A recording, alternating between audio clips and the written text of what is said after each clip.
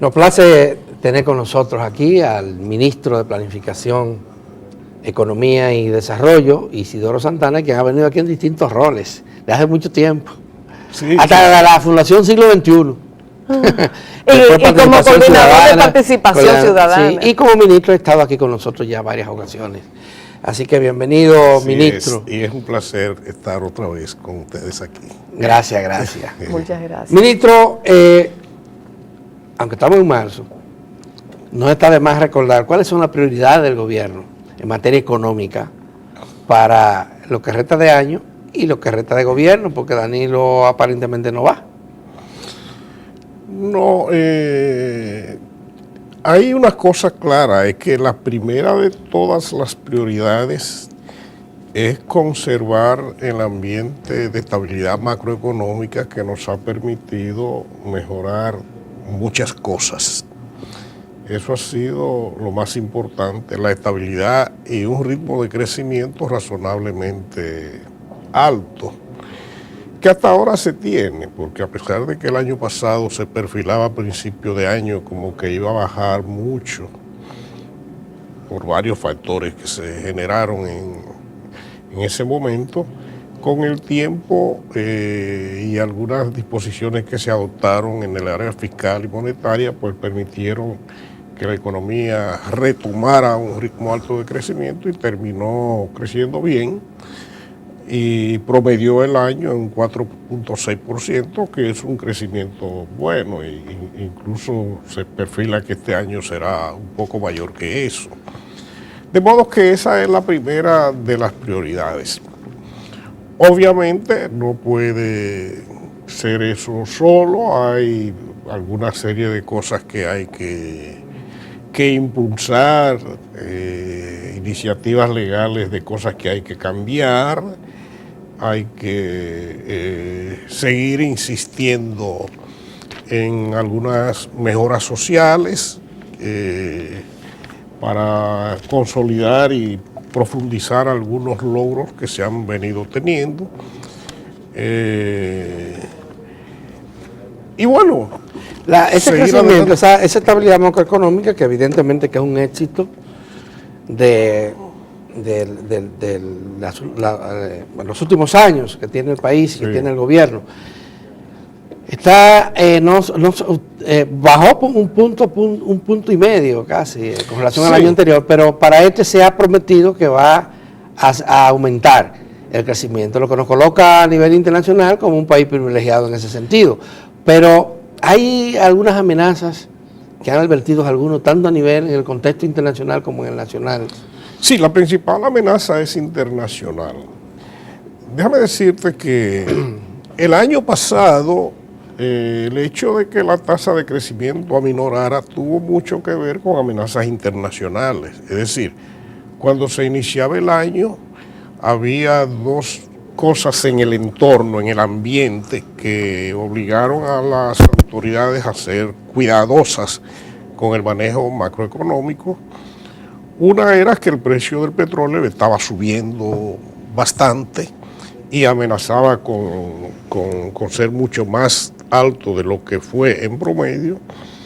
Y otra era que se le tenía mucho miedo a la política de Trump de Estados Unidos y se pensaba que sus efectos pudieran originar salida de capitales de otras partes del mundo hacia Estados Unidos. Y se tomaron disposiciones en ese sentido. Al principio se restringió un poco la inversión pública, se elevaron las tasas de interés, se restringió el crédito.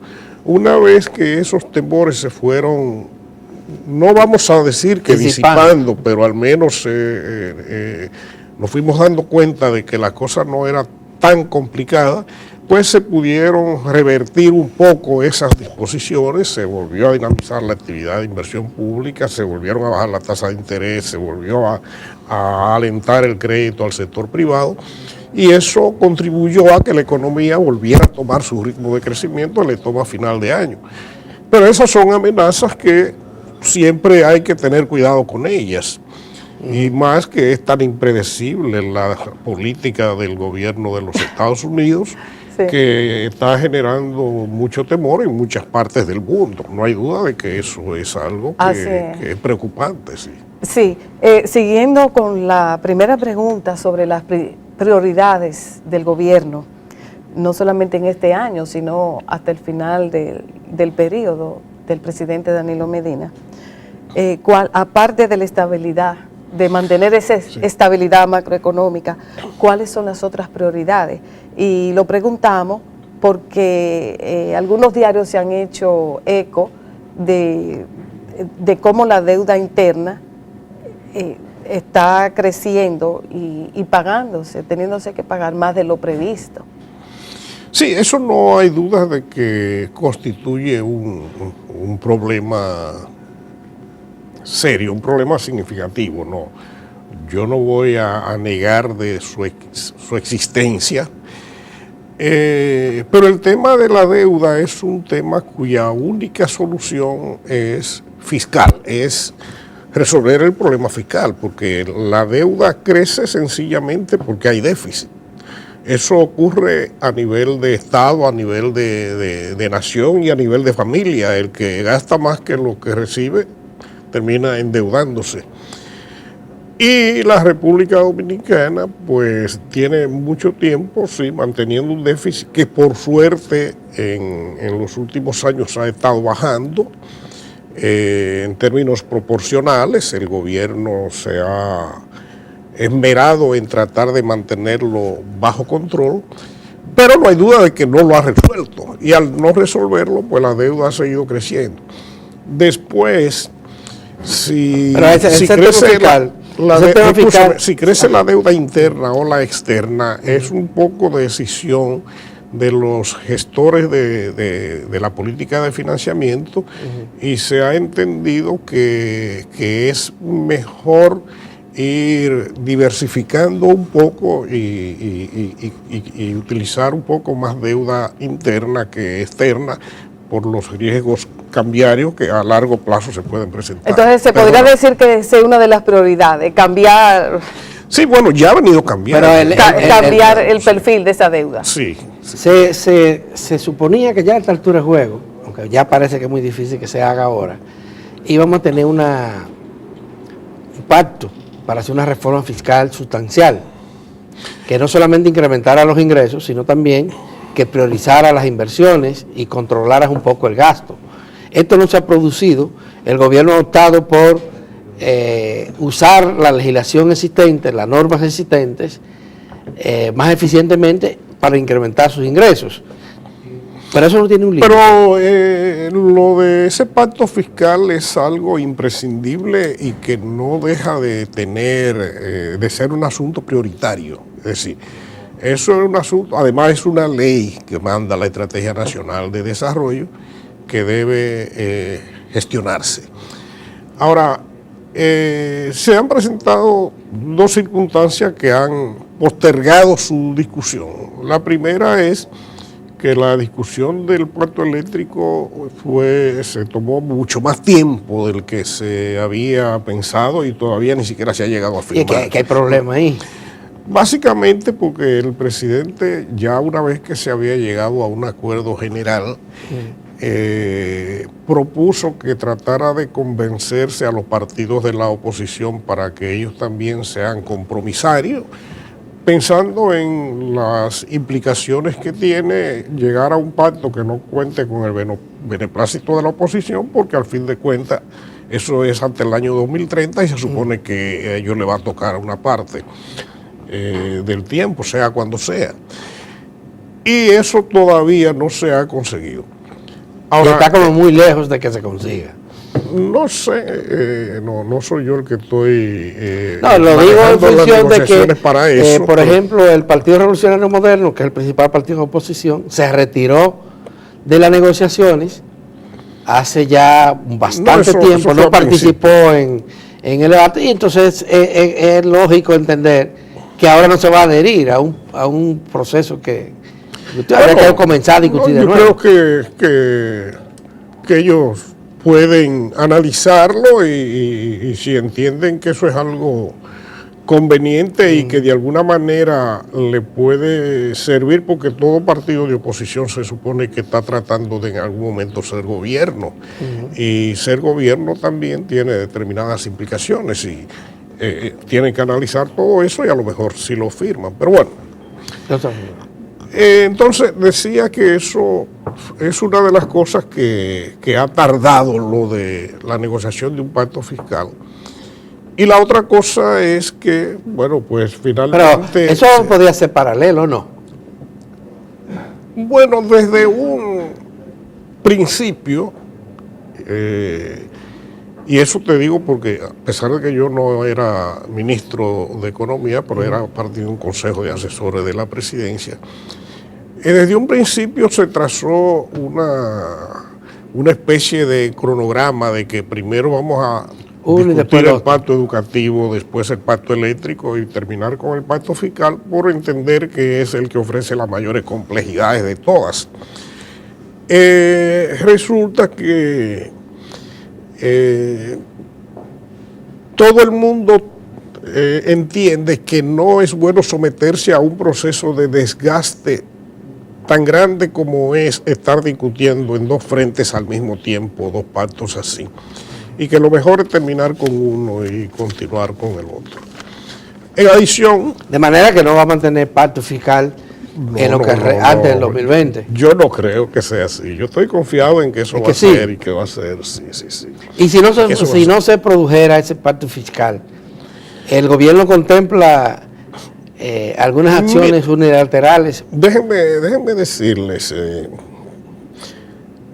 el otro asunto es que afortunadamente para el gobierno y para el país, la administración tributaria ha logrado mejorar en eficiencia y las recaudaciones han estado creciendo al ritmo que sería esperable que crecieran en una economía con un comportamiento como este, porque lo extraño es que antes no ocurriera. Pero se debe a que se ha venido mejorando la calidad de la administración y eso hace que por lo menos no sea tan urgente lo de la firma de un pacto fiscal. Pero de verdad que la sociedad dominicana tiene una serie de problemas que difícilmente tengan una solución sin un cambio mucho más profundo en el orden fiscal. Como el problema ese de la deuda que hablamos, que por las deudas recurrentes, sí, y como el problema fiscal de la carencia de servicio público y de infraestructura. Normalmente se piensa que un país debería estar dedicando entre un 4 y un 6% de su Producto Interno Bruto a invertir en obras públicas, en infraestructura. Eso es lo que se considera razonable en América Latina. Y República Dominicana estamos invirtiendo a un 2,5%. Con la particularidad de que gran parte de la inversión del gobierno ahora está en Punta Catalina. Bueno, también, y no hay dudas también de que igual tenemos carencias de asignación de recursos públicos a una serie de servicios fundamentales que todo el mundo entiende que hay que mejorar, como salud, como seguridad social, como seguridad ciudadana, como justicia, como agua, sobre todo para mejorar toda la parte que tiene que ver con, bueno, no solo con la provisión de agua potable por un lado y de saneamiento, pero sobre todo con los riesgos que implican las riadas cada vez que viene un periodo de lluvia y todas estas cosas que hacen tantos daños en el país. Entonces, para eso se necesitan más dinero, se necesitan más recursos. Y también se necesita mejorar la imagen que transmite hacia la sociedad la administración pública, porque la gente entiende que todavía hay mucho que mejorar en términos de calidad de los gastos públicos. Ministro, bueno, el CRES, el Centro Regional de Estrategias Económicas Sostenibles, acaba de informar hace varios días, bueno, en el fin de semana, el viernes pasado, sobre la creación de empleo y cómo la informalidad sigue creciendo en República Dominicana. Y utiliza estadísticas del Banco Central diciendo que el año pasado se crearon 121.066 nuevos empleos, de los cuales solo 18.000 fueron formales. Pero de esos formales que se crearon, la mayor parte fue para el sector público, o sea, nuevos empleados públicos. Entonces, ¿cómo? ¿Cómo es esto sostenible? Déjame ¿Qué es lo que pasa?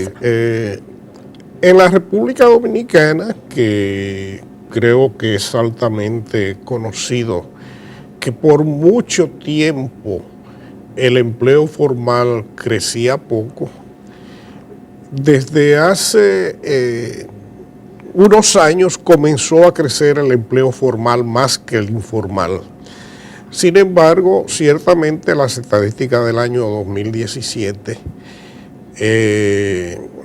reflejan un aumento muy desproporcionado de la informalidad. Hemos tratado de investigar un poco más a qué se debe eso. Principalmente se ha encontrado que los sectores que más empleo generaron fueron el sector agrícola y la construcción, que son típicamente sectores caracterizados por la informalidad. ¿Y la temporalidad? Sí, bueno, eso es parte de la informalidad, sí. Generalmente la temporalidad. Pero la construcción informal. Sí, la mayoría de la construcción es actividad informal, el empleo, pero la inmensa mayoría. La inmensa mayoría. Sí, sí. Hay algo también que investigar un poco más, profundizar. Yo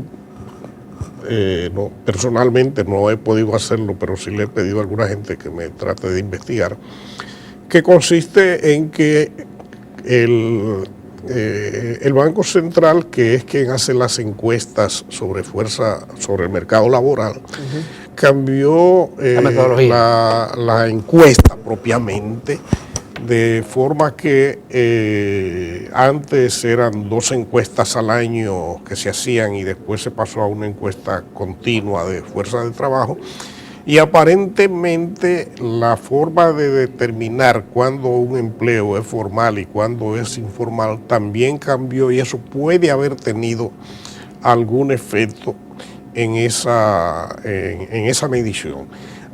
No estoy seguro de lo que estoy diciendo, estamos tratando de precisarlo mejor, porque fuera de eso, en el comportamiento macroeconómico no hay elementos adicionales que puedan generar un cambio tan drástico así, porque ya en el periodo desde el 2013 hasta el 2016, la informalidad había venido cediendo algo, se estaban creando más empleo formal.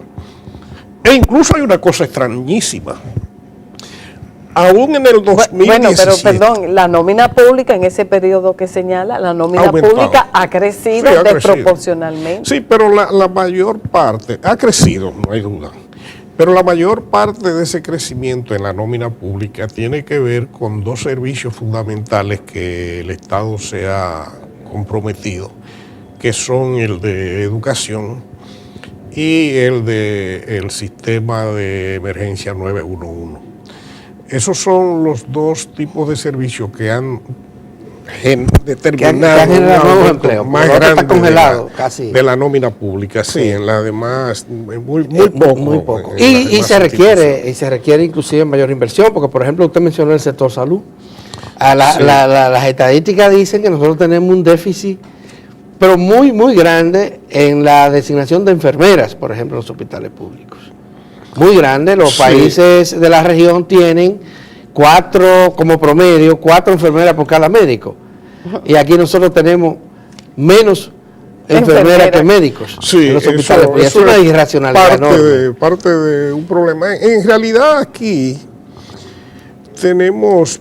No hay duda de que eso es de la parte de las cosas que hay que racionalizar de la gestión pública, que hay algunas instituciones y algunas áreas de trabajo que tienen más gente de la que se necesita, a veces mucho más, mientras que hay otras que le falta. Es decir, no es que la nómina pública en total en República Dominicana es alta, sino que está mal distribuida. Hay sectores, economistas, expertos en el tema, que plantean que es muy difícil que el Estado dominicano, que la sociedad dominicana avance hacia la creación de empleos formales y más estables, de empleos dignos, como le llamaría la OIT hoy en día, sin que se instalen mayores industrias, mayores empresas estables. Y la industria tiene un problema muy serio, aquí no se procesa. Hay mucha materia prima que nosotros estamos exportando como materia prima, sin agregarle valor. Caso del cacao es uno de los mejores ejemplos de esta situación, cómo nosotros estamos exportando cacao en grano e importando chocolate y dulces, luego procesado con nuestra materia prima. ¿Hay planes para afrontar esto? Déjame decirte, decir que hay planes, bueno, parte de la reorientación del proceso de crecimiento económico, está en los planes porque está básicamente en la estrategia dominicana, en la estrategia nacional de desarrollo, que es digamos, nuestra guía a largo plazo de cómo queremos que el país sea y por dónde queremos que camine. Ahora, ciertamente, el empleo formal está altamente influenciado por la capacidad competitiva de la economía. Y la capacidad competitiva se refleja en el crecimiento de sectores expuestos a la competencia internacional, lo que llaman los economistas sectores transables. Sí. Y dentro de ellos la industria es uno de los principales, lo mismo que el turismo, porque son sectores con una gran capacidad de creación de empleo formal. Pero eso no es algo que se logra de un momento a otro. Claro. Podríamos estar o no de acuerdo y satisfechos con la forma como está teniendo lugar, pero poco a poco el país ha venido ganando algo de competitividad. Yo no voy aquí a venir a decir cosas que no son, porque no es que se ha generado una gran competitividad, pero el mayor resultado que determina al final el grado de competitividad de un país es el saldo de la cuenta corriente de la balanza de pagos, y el déficit que teníamos, que era grandísimo, ha ido bajando, señal que el país se ha podido hacer un poco más competitivo, y eso tiene algo que ver con ese hecho de que yo les hablaba que hasta el 2016 venía creciendo el empleo formal. Sí, y a propósito de ese empleo, se ha estado discutiendo en las últimas semanas la mano de obra haitiana. ¿Cuál es el impacto en la economía dominicana de esa mano de obra, el impacto de los inmigrantes? Bueno, es importante, no hay duda. No, hay algunos plantean que tenemos que sacar a todos esos inmigrantes, así como una vez en México se habló de qué pasaría en Estados Unidos sin los mexicanos. Aquí se está hablando de eso. Bueno, hay gente que habla de todo, pero no hay dudas de que el Estado tiene que tener, como efectivamente tiene, una serie de reglamentaciones migratorias que hay que hacer cumplir.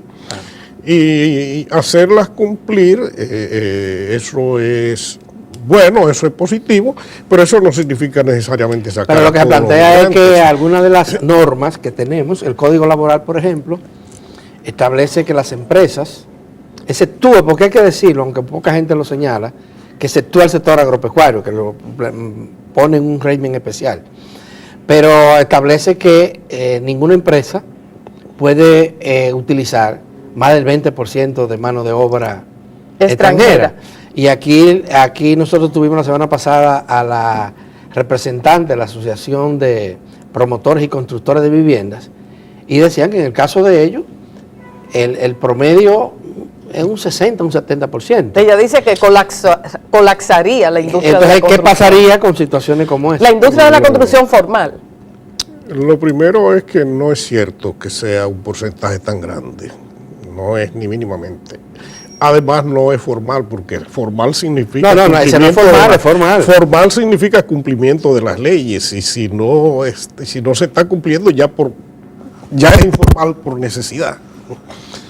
De hecho, Pero eso es ellos dicen el que principal cumplen concepto absolutamente de con todo. formalidad. Pero usted hablaba ahorita que de que pagan el sus sector industrial, impuestos. el sector construcción, es básicamente informal. Una gran parte. No. Ah, bueno, sí, la mayor parte del empleo en el sector construcción es informal. Sí. Lo mismo que la agricultura. Y son los dos sectores donde se usa más mano de obra inmigrante. Claro, Claro.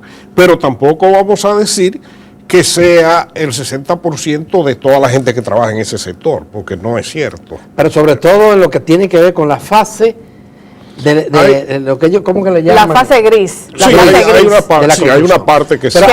hay que sí. supongo, no, estoy seguro que usted tiene ese estudio que hizo Cefasa en Santiago sobre el tema de el aporte de la mano de obra extranjera a la economía dominicana. Sí. Y ahí hay estudios que avalan el aporte que están haciendo los inmigrantes en áreas muy importantes de la economía. En el Ministerio de Sin lo Economía. cual la sociedad dominicana no hubiese alcanzado el nivel de desarrollo que tiene si no contara con esa mano de obra. Mira, yo tampoco estoy totalmente de acuerdo en que sea así. Es decir, yo creo que el trabajador inmigrante en todas partes, porque no es solo un fenómeno dominicano, claro es un que no. fenómeno global, el trabajador inmigrante hace una serie de trabajos que normalmente, casi siempre en todas partes, son los trabajos de menor calificación y de menor remuneración, y en consecuencia O más difícil de realizar. hacen un aporte a la economía, que lo que se discute es si ese aporte no se hiciera con los nacionales, porque también hay que ver una cuestión de salarios relativos, es decir, si se pagaran los salarios que hicieran esto, que estimulara a los fueran, nacionales, sí. pues probablemente ese aporte lo harían nacionales en cualquier país. Pero bueno, la economía está funcionando de esa materia, no podemos dejar de reconocer que sí hacen un aporte, que hay sectores que ya se han venido haciendo bastante dependientes de eso y que cambiarlo eso absolutamente sería muy difícil. Usted está reconociendo en alguna medida, implícitamente, que aquí los salarios son bajos. En el país predominan los salarios muy bajos. Muy bajos. En la República Dominicana, el gobernador del Banco Central se cansó de repetirlo y de decirlo, que había que adoptar medidas, tanto en el sector gubernamental como en el privado, para mejorar los salarios. Bueno, hasta el presidente. ¿Qué tanto le preocupa esta situación Sí, a usted? Por muchísimas razones, porque los salarios bajos son un factor de generación de pobreza, de generación de dispar distribución del ingreso, que son parte de las cosas que se quieren resolver. Que afortunadamente algo ha venido mejorando, se ha venido cambiando. Y los salarios, las estadísticas indican que los salarios algo han venido subiendo últimamente. Tampoco no se ve. ¿Perdón? Tampoco tan tímidamente. Se ve. Fíjate, por ejemplo, que anteriormente, hasta hace un buen tiempo, cada vez que se generaba una discusión sobre tarifas de salarios mínimos en el Comité Nacional de Salarios, era pujando para ver cómo se lograba llegar a un ajuste que contrarrestara la inflación acumulada en el periodo anterior. En los últimos tiempos, en los últimos 4 años, se han hecho 2 ajustes y ambos han estado bastante por encima de la inflación acumulada. Y normalmente cuando se hacen ajustes de salario mínimo, eso arrastra otros tipos de salarios. Eso es lo que siempre se ha dicho. No. Eso sí que está poco estudiado. Son datos, no, esos son datos concretos, esos datos están, te voy a decir, están en las mismas encuestas. Pero, ministro, el impuestos internos, sí, lo ha dicho, lo ha repetido en reiteradas ocasiones, que menos del 15% de la población dominicana paga impuestos sobre la renta. sí. Lo que quiere decir que menos del 15% de la población laboral dominicana tienes ingresos superiores a los 32,000 pesos mensuales. Mira que estamos hablando de dos cosas Sí. relacionadas pero diferentes. Sí. Es decir, que los salarios hayan venido aumentando algo en los últimos años no significa que sean altos. Claro. Siguen siendo bajos, y eso no preocupa a todo el mundo. Pero algo han venido aumentando. Ahora, eso de vivir en un medio con salarios bajos se refleja en esto también, de las recaudaciones de impuestos internos.